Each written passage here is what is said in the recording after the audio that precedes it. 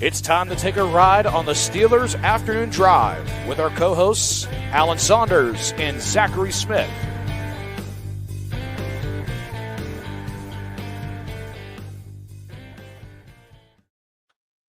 Welcome into another Steelers Afternoon Drive. I'm Zachary Smith. That is Alan Saunders. Alan, how are we doing?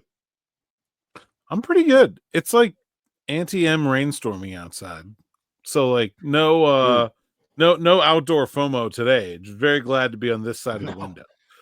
I'm happy to have internet right now. Like with the way that we were getting wind out here, I was like, this is gonna it's gonna take. Actually, as a matter of fact, my trash cans, like I just looked out my window at like on my lunch and they weren't there. So I was like, okay, those have blown somewhere else. So I had to go out and they were like all the way down the alleyway.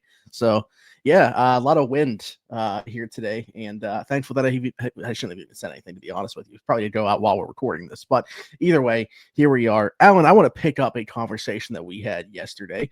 Obviously, we spent a lot of time talking about like pre-draft visitors, and we were waiting to see if that last one was going to be one of those defensive linemen that we spent a good portion of yesterday's episode talking about.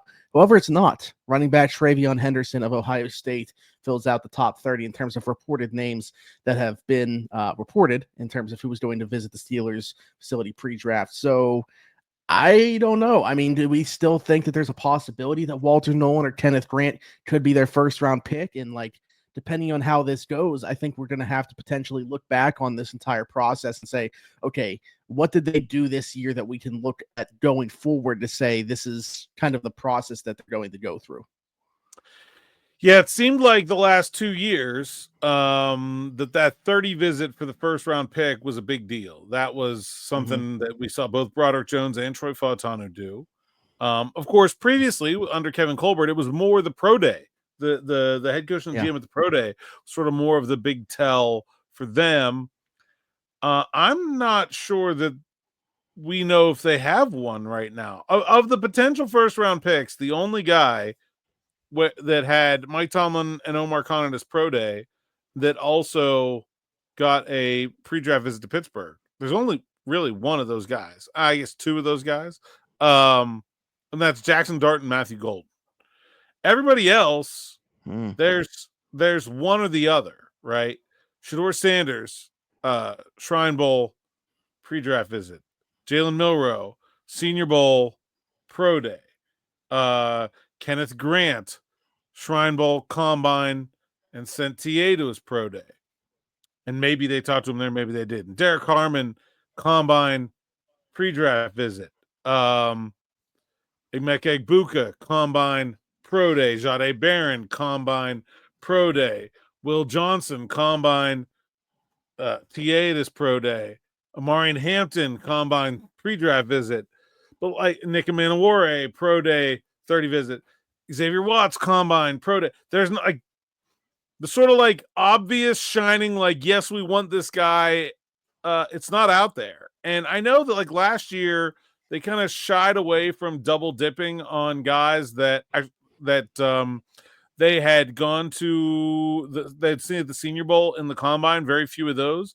I wonder if they're sort of continuing that process here, where instead of like hyper fixating on a few guys, they're trying to spread themselves around a little more. Because there are a lot of guys that have shown significant interest in, and there are not a lot of guys that they've shown like greatly obvious interest in. Like there's nobody with all four here, I don't think, and only a handful that are checking three of those boxes. Yeah, and I think it's like super interesting because especially like out of that top group, finding that top pick, especially like that's the hardest part. Because like we mentioned last year, okay, they had 5 of their 7 draft picks were part of the group they had pre-draft visits with. See, we could look back on this draft class and say they drafted, several guys that they brought in for pre-draft visits, but where does that first round pick especially come from? Because that's what we're spending the focus talking about here, is really trying to identify who it is that is going to be pick number 21. And again, like just as in past years, of course, like it had to be that like Fautanu had to fall to there for him to be the guy. That's why he wasn't, the final guy that I bought. We weren't sure about Fautanu, but we were pretty sure it was going to be a tackle. Yeah, I can't remember the last time I had this little of a clue as to what the Steelers are doing in the draft this close to it. I don't think anybody knows. it feels like quarterback has become more of a priority as we've gone down the stretch run here. That's for sure.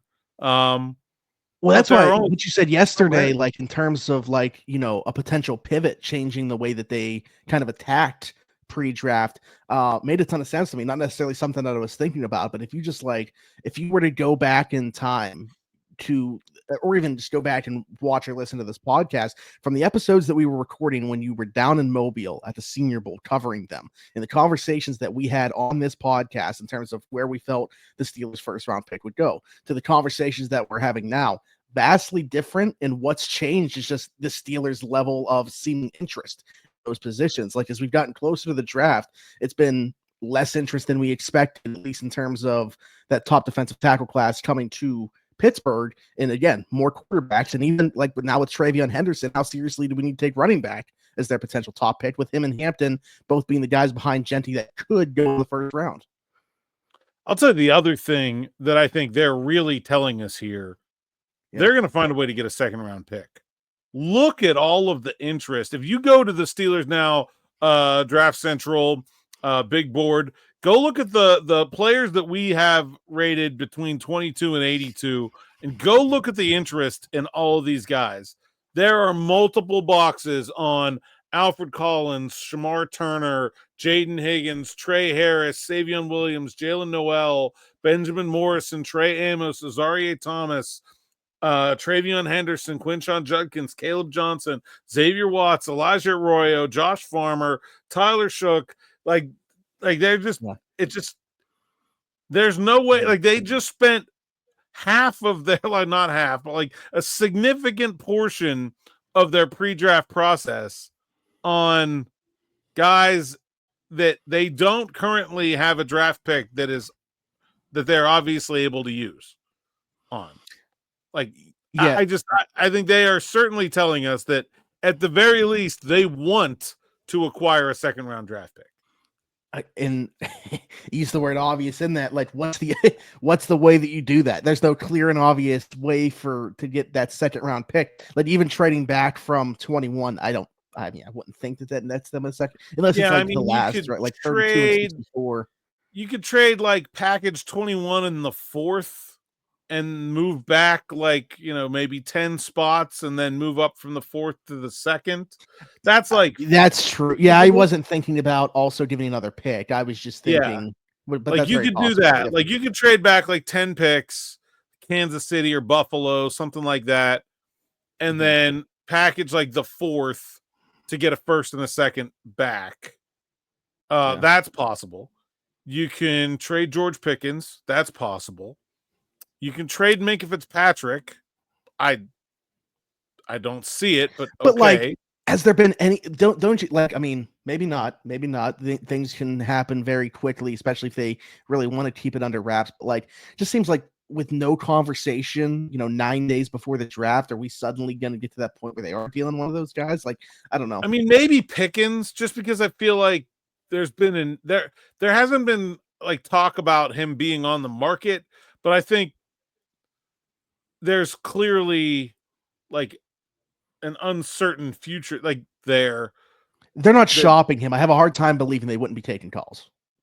Yeah, right. Exactly. So like that one, I can kind of see, like they're not trading TJ Watt under any circumstances. Stop talking about it, you idiots, please. You're making yourselves look very, very foolish. Maybe Minkah. I really doubt it. You probably look like and then I guess the other thing you could do is like package next year's third with this year's third and move up. Okay. All right. That can work. Yeah. I don't see it. The other reason I think a trade down is very likely is the combination of what they're doing in the second round and the sort of scattershot nature of the way they're looking at the board, where like they're not focused on one position and they're also not focused on guys in like one narrow range of availabilities either. Like, they brought in Shador, probably a top 10 pick. They also brought in like Trey Amos, who's like probably pick 40 something. Like it's just this strange mix of guys on that interest board. Yeah, I started to think too, like we're talking about in addition to like say that group of players is really like the first pick they're making. Like, what if they move down that far? Oh, I think they could trade out of the first round. That wouldn't totally surprise me. Like trade down to like 40. Set yourself up looking at like Tyleek Williams, Darius Alexander, Trey Harris, Trey Amos, Azarie Thomas, Max Hairston, Henderson, Caleb Johnson, Xavier Watts. There's lots of players they like in that range. Jackson Dart, I think, starts to look like a decent pick at 40 if he's still on the board. Same with Milroe. I mean, it's probably earlier than I would really want to take either of them, but like, okay, it's now like not looking awful. And I think Shamar Turner, he could be in that range. So there's a lot of good players in that range. And then maybe you get like an extra second next year. Or maybe you add the second to this, maybe pick up 2 seconds. I don't know if anybody has 2 seconds, but that would be an interesting trade. I feel like a wasted night for me on stream, first round with Steelers not having a first round pick. But I want to ask you, obviously you would have to like write about the trade and stuff like that. But have you like the Steelers completely trade out of the first round? What does your night look like from there? It's never happened. I don't know. Guess we'll find out. I'm just that's what I'm trying to think about. Well, usually as a reporter covering the draft, you want your team to trade their picks because then it's like, great, less work. But you would have to sit there and wait for the draft to play out to see if they were going to trade back up into it. You know what I mean? Like you couldn't ever trust that they were done. Right. So I'm going through and seeing team that I see that has 2 seconds. The Bears pick, but they're 39 and 41. Like they're right by each other. Yeah, you're not going to get both of those. Yeah. I think that might be it. Wow. Yeah, there hasn't been a lot of movement with picks prior to the draft. That's the thing. Which a lot of people have talked about. You mentioned like the idea of trading back though. The one thing that like came to mind for me, saw Dan Morgan was talking about, they have pick 8, they pick right in front of New Orleans, and his availability seemed like he was trying to entice teams. Hey, come get ahead of New Orleans, thinking that they're going to take a quarter. If you want a quarterback, that's who you're going to have to get ahead of.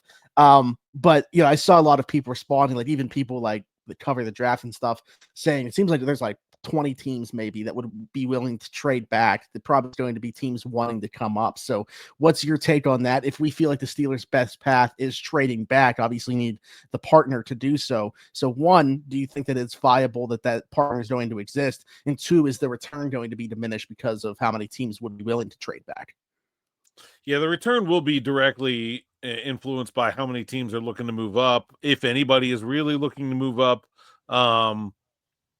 And I don't think you really know until you get to that spot in the draft. What you really need is somebody that is not expected to be there to be falling down the board. And I think that's the way you really get paid for trading back. If it's mostly chalk, you might do okay, but you're not going to really. Who's that player this year? Like that would be like could be Shedeur Sanders. I mean that. Yeah, well, the thing with that though is like I just feel like okay, they probably take him. Like I'm wondering who the player is that would still be. I did a PFF mock draft the other day. I traded down with the Chiefs at to 31, and Colston Loveland was still on the board when I got down there at 31. I'm like, all right, yeah, that's not happening. He's going like pick 8 or something like that. But good luck. I think that's hard to predict. There are a couple of guys that have Ted McMillan. Maybe if there's the Georgia defensive players, Michael Walker and is it no? Well, Jalen Walker. Jalen Walker and Michael Williams. Michael Williams. Yeah, sorry. Jalen Walker and Michael Williams. I think they have like a big range where they can go. That Georgia scheme, I've talked about it a little bit on Morning Rush. It's pretty unique. The Eagles obviously really love those guys, but like not everyone has like a 1-to-1 fit. Some of them have not worked out very well for some other teams. I think one of those guys hanging around is not crazy to me. Jihad Campbell's another player that I don't think like I just feel like there's a big spread on where he could go. Ted McMillan falling would not surprise me at all. I think he's a little bit overrated on like most of the mock draft sites, for example. The problem is for people to fall, you need people to unexpectedly rise. And I just think there are very few of those in this draft class. That's fair. Yeah, that's fair. Mike Green is someone. There was some off the field stuff and Marshall. That's someone who could fall for sure. It's hard to predict, but yeah, my thing is like, the thing I don't see is players in that like 25 to 35 range that people are going to be like, he's a top 10 pick or he's a top 15 pick, or I'll take like Egbuka. Yeah, maybe. Maybe somebody really loves James Pierce. I don't really see it with a lot of the rest of those guys in that range where like someone could take Kenneth Grant a lot higher than people are generally picking him, but Malachi Starks, same. But I don't know. I'm a little skeptical that the Steelers are going to get to that situation. And I think if they are, the most likely player falling is Shedeur Sanders. Fair. I'm just scrolling the YouTube comments here, and I guess I can ask you this now. I meant to on yesterday, but forgot about it. But this, I noticed this on Friday when DB and I were in here, but it's really something for you to be able to answer, because Carol was asking what the plan was going to be for the draft day. Are we going to have a show earlier during the day? Will I be doing my live stream crossing over on this channel as well during the draft? Carol was asking what our draft day plans were. That's a good question, Kara. The question presumes that we are farther ahead in our planning than we actually are. Yeah. Well, I do the live stream every year. I'll certainly be doing it over there. I mean, if Alan wants me to, I'll be on this channel. No, I think we'll probably do what we did last year, which was we simulcast your live stream on this channel as well as around the 412. And then I did like a little video from the South Side after the end of the night, if I remember correctly. Yeah. And then we'll probably do, I don't know if we want to do our normal show at 6. It doesn't, I don't know. It doesn't seem like it has a lot of, we'll figure something out there. Yeah. But no, I appreciate Carol asking this, because now it's got the conversation going that we would have had to have had. But yeah, far more. We haven't done this cycle that we should probably do. We haven't done a dueling mock draft yet, me and you. Oh, true. Yeah. And I didn't put out a top 50 wide receivers list this year, like I did last year. I don't think I think I've watched maybe 25, if that, and not much of them. It's not the same. But anyway, it's not the top 50. Exactly. Yeah. But anyway, I think the other part of that I brought up, and then we kind of just glossed over in terms of just like the pre-draft interest and trying to figure out which direction they're going to go, with TreVeyon Henderson being the guy to round that out. The running back position, we talked about it. I mean, there's two guys within there, Hampton and Henderson, that could certainly fit the bill in terms of pick 21, whether we like the value of doing that or not. Those are two backs that could certainly go in the first round. Do we need to be paying more or giving more credence to the idea of them going back at 21? I don't buy it.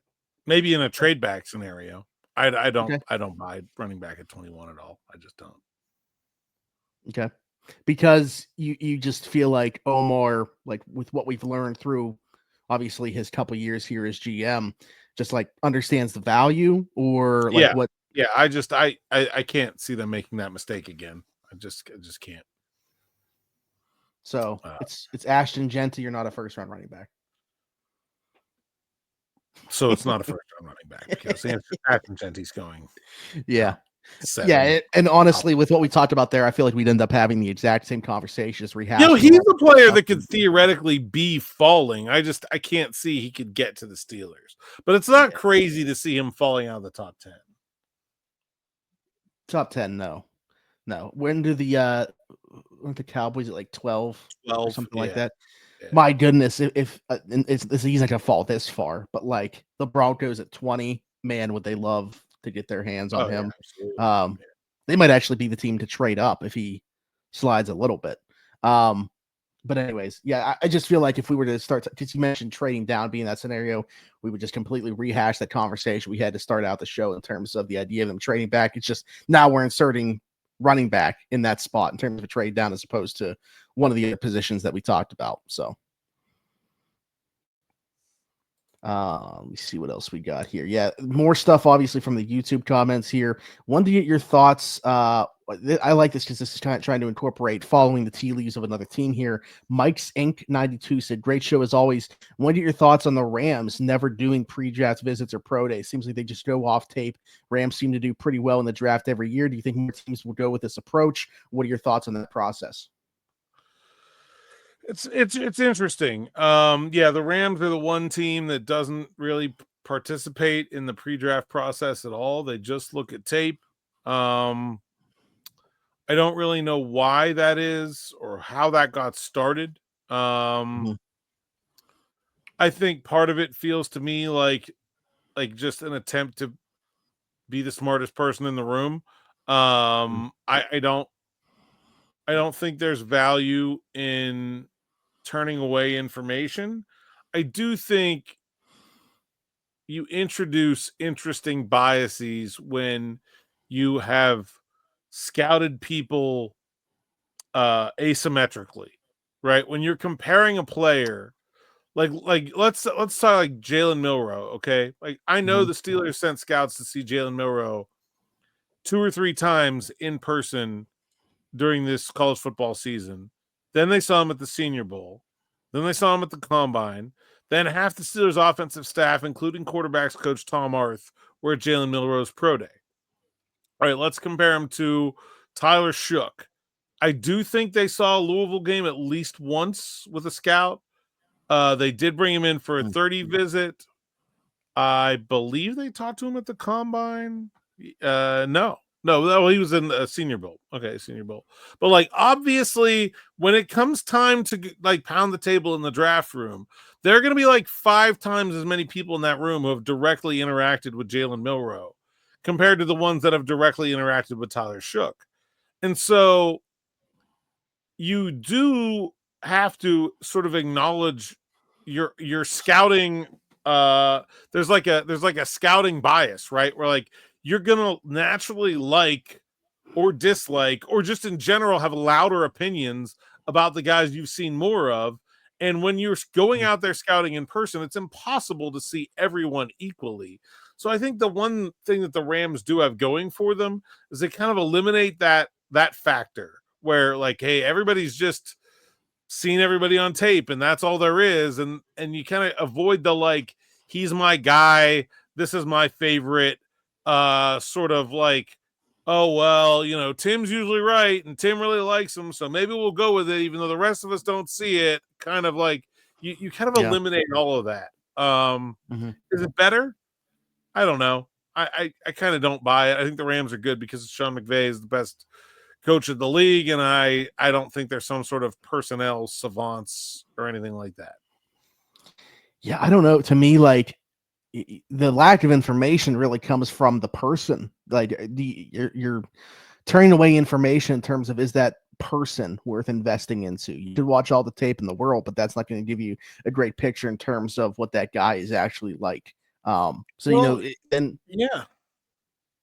just feel like a lot of it would be secondhand information and not learning it for yourself. Because, a lot of the stories that get put out there, like we all end up learning it. So like, what are the Rams just learning a lot of information about who these guys really are through, national media heads or whatever, putting it out pre-draft? Like, I don't know.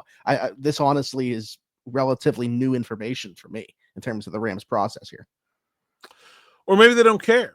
Maybe they just think we're the X's and O's team and the personalities don't matter. The Steelers are run a little bit differently. They have a leader who cares about leadership and togetherness and building a team culture. And that's something they put value in. Maybe the Rams don't. Maybe the Rams don't care what their personalities are like.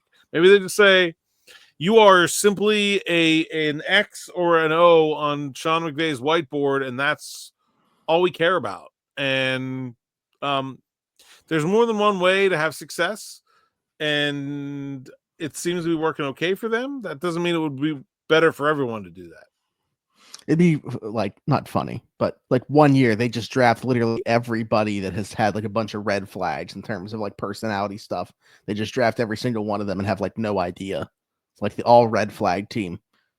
Like from this year, Isaiah Bond certainly would be in that bucket. I'm not sure who else. Yeah. Just I mean, it's called how it works being the Raiders. That's basically just what you've described. Yeah. Alan, I really like this question. I feel like it's something that we haven't really touched on yet. We've talked obviously about the idea of them drafting quarterback this year and how that would seemingly be a pivot.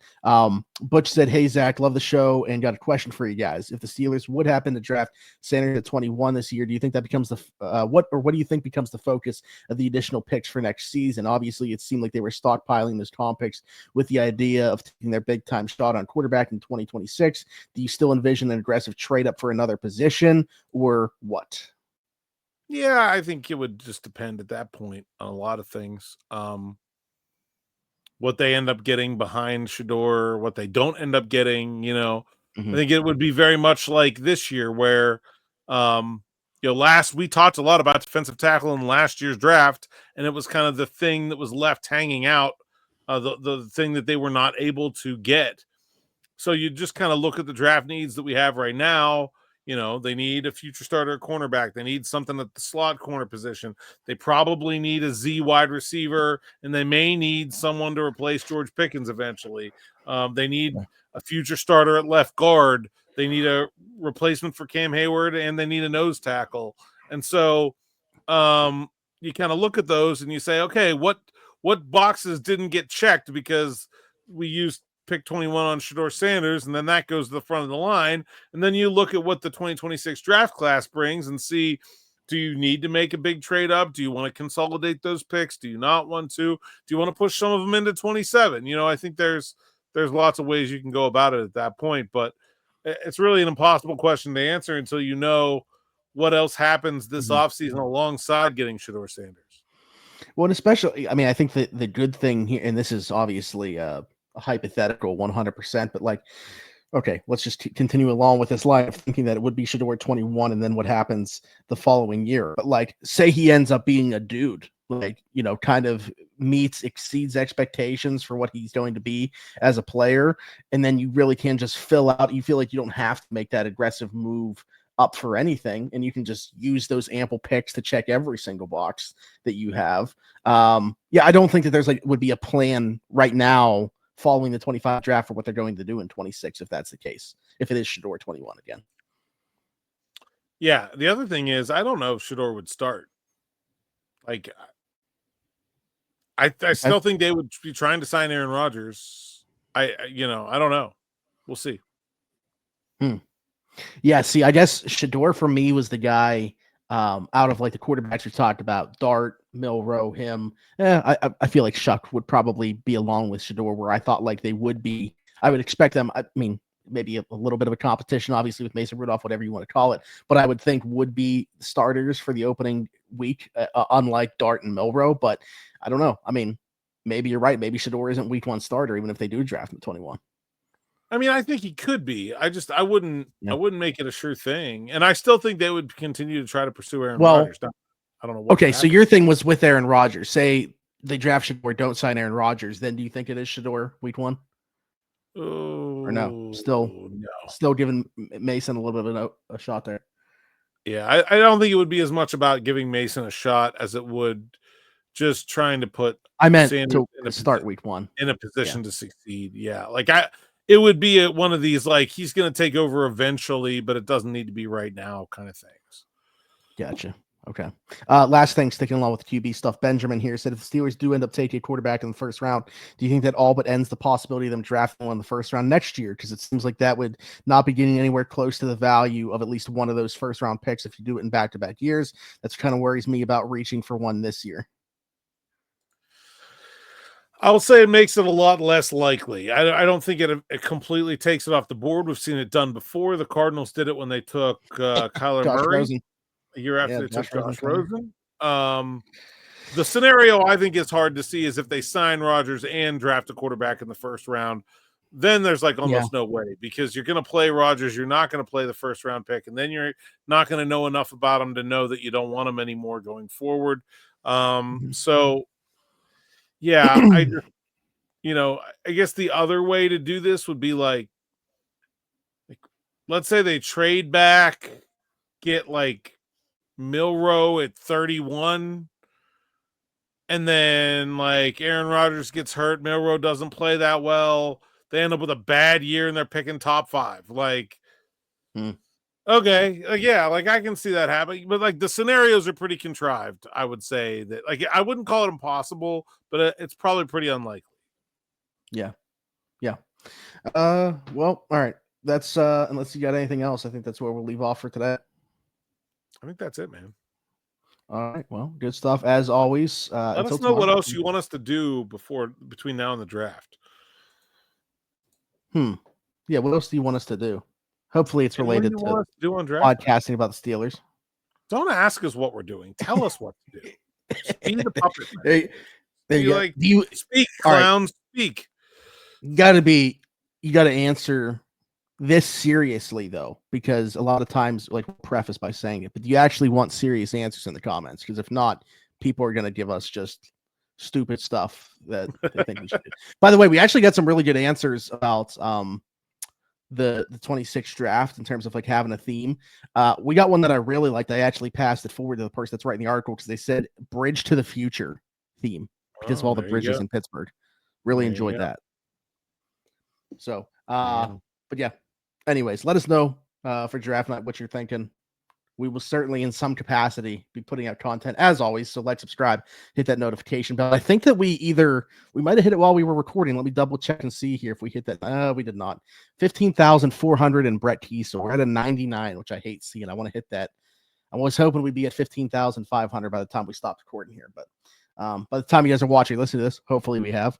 If not, be sure to subscribe and be that person. If you're listening somewhere else, Apple, Spotify, wherever you podcast from, be sure to leave a 5-star review and subscribe over there. Actually, Alan, real quick, do you have a 99 other than Brett Keesley comes to mind? Henry Mondu. There we go. There it is. Wow. A fullback, by the way. That block against the Titans on a Benny Snell touchdown is what always comes to mind for me in terms of Henry Mondo. Anyways, Steelers Afternoon Drive, 5-star review. And subscribe over there. Didn't expect to hear his name on today's podcast, by the way, but you never know what to expect. Steelers Afternoon Drive, search it on TikTok as well. And then you'll find me everywhere, Zachary Smith, PGH. For Alan Saunders and myself, thanks for jumping in and taking another ride on the Steelers Afternoon Drive.